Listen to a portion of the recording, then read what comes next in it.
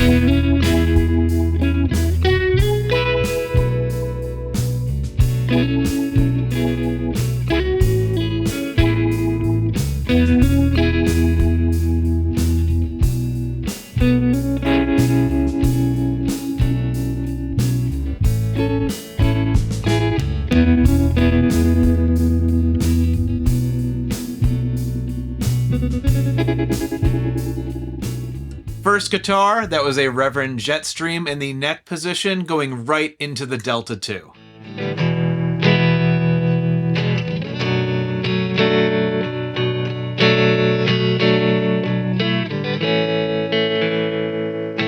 Then I used my brand new 1994 G&L Legacy Special into the Looking Glass Overdrive, then into the Delta 2, set to a harmonic tremolo alternate mode.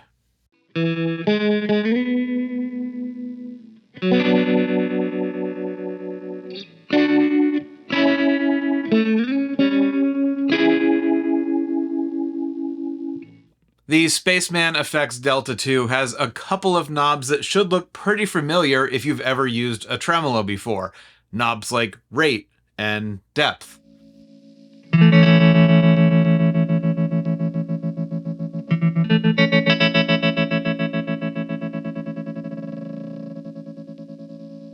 Explaining exactly what these other knobs do, that requires a short trip to the drawing board.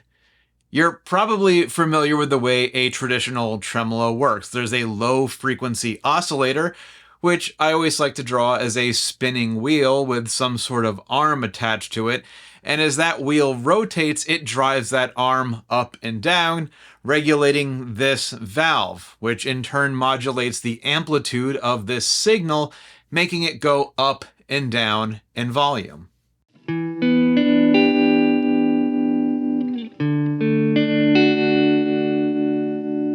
And if we hook another arm to the other side of that spinning wheel, opposite where the first arm is attached, then this side will modulate inversely to this side. This side is rising in amplitude while this side is falling. Now, why would we want to do such a thing?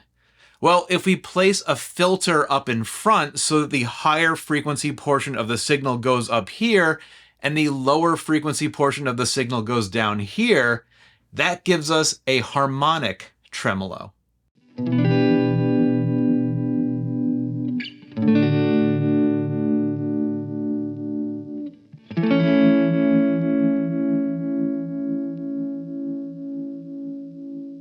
Harmonic tremolo is great because sometimes the constant fluctuation of volume of a traditional tremolo can get irritating. It leads to listening fatigue. It can also sometimes interfere with a song's tempo. Drummers hate tremolos. A harmonic tremolo offsets that effect with an equal and opposite effect, so it's not quite as rhythmically commanding. This pedal explores this area here, the filter, and this area over here in relation to the modulation oscillation. Modulation oscillation playing this Thursday night at Tubby's, and I don't want to hear excuses this time. I want to see you there. Using this frequency knob, we can select where that center frequency is, and the difference can be quite dramatic.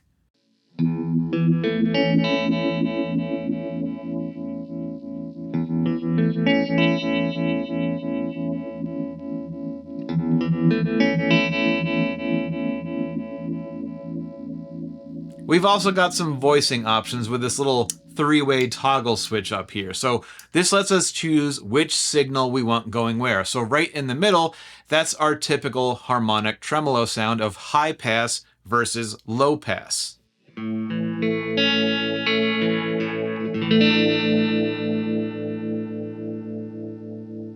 Or with the switch to the left, we've got our dry and our high pass signals.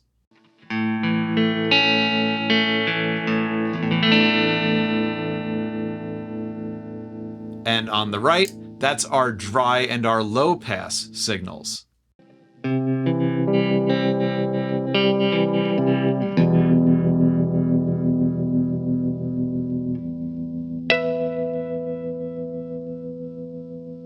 We can also accentuate the cutover frequency by increasing the resonance down here with the res knob.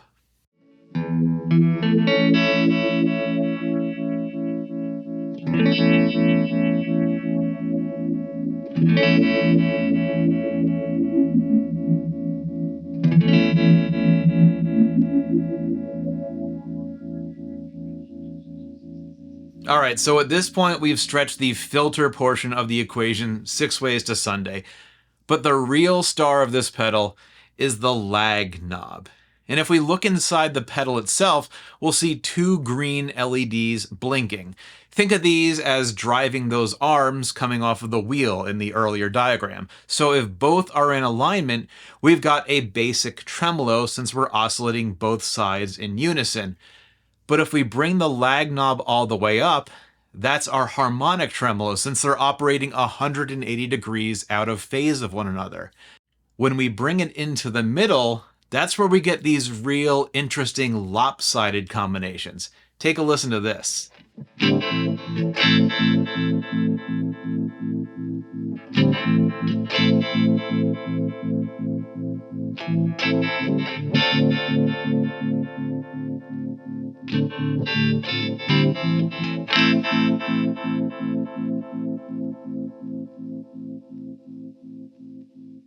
And because those are LEDs, they can pretty much immediately respond to their input signals. So we can crank them up to ridiculously fast frequencies, up to 60 hertz in this case.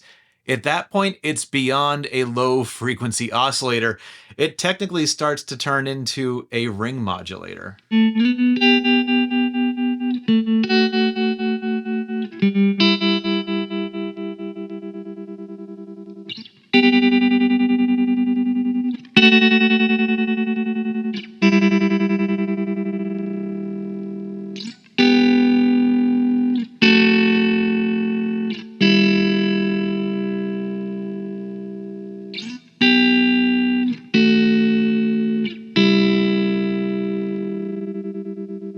We can also get a peek into what those LEDs are doing by observing the status jewel on the top of the pedal right here. There's red and blue lights in here which mirror what those internal green LEDs are doing, which is nice, though maybe a little bit dim for a status light on a pedal. So they've essentially taken every element of this tremolo diagram, put it under a microscope and said, okay, well, what else can we do? Well, there's one more what else, because if we power this on with the foot switch down, one side will oscillate at exactly half the rate of the other.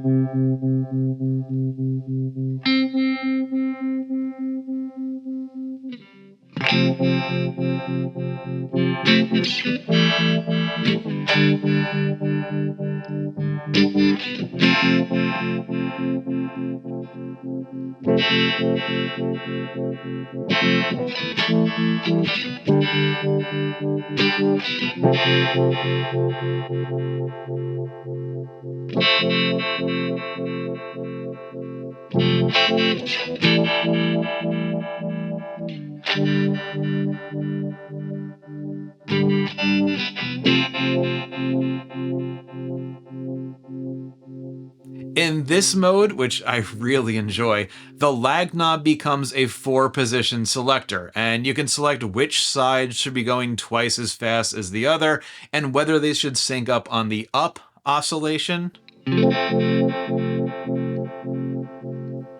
or on the down oscillation.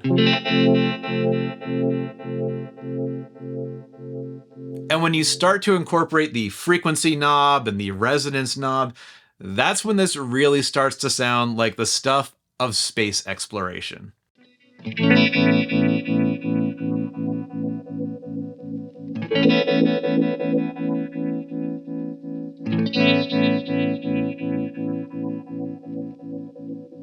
And of course, we've got an expression pedal input so we can control the rate or the depth, depending on what we select with the internal dip switch.